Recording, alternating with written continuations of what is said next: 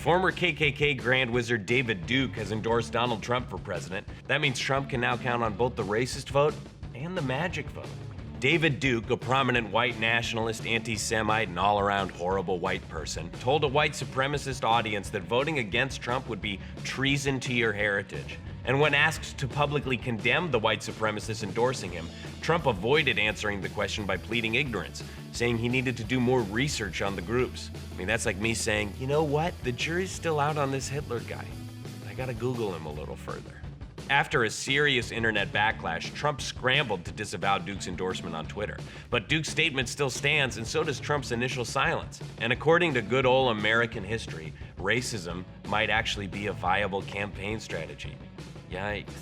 But not long ago, anti-black political campaigning was a common tactic used among Southern Democrat and Republican politicians, known as Southern strategy. Nowadays, Southern strategy is tucking a can of dip in your brief so you can chew skull during the Florida-Georgia Line show. In the late 60s, Nixon saw LBJ's support of the Civil Rights Act as an opportunity to directly appeal to Southern voters on issues of white supremacy and racism. Nixon ran his campaign in '68 on states' rights, which were widely understood to symbolize his support of Southern resistance to civil rights. Despite George Wallace's independent candidacy, which sought to out-racist the Nixon campaign, Richard Nixon prevailed. Wow. Remember the good old days when you had to choose between a vehement racist and a drunk criminal? Take me back!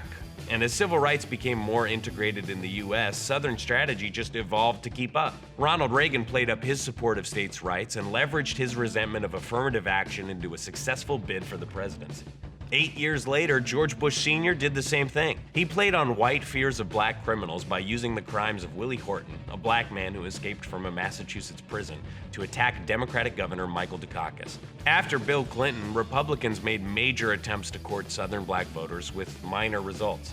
In the 2004 elections, however, George W. Bush attracted the highest percentage of black GOP voters since Reagan, though scholars argue he used the same racist tropes as his predecessors to win over Southern voters. Although Obama's win was seen as an end to Southern strategy as we know it, if anyone is going to bring back old-fashioned, deep Southern racism, it'll be Trump. And sure, uniting our country's racists into one voting group sounds like a nightmare strategy, but I'm gonna hold off judgment until I do a little more research. Thanks for watching The Daily Desk. Please click to subscribe, comment below, like our page, and share this link with anyone who you think likes links. Bye!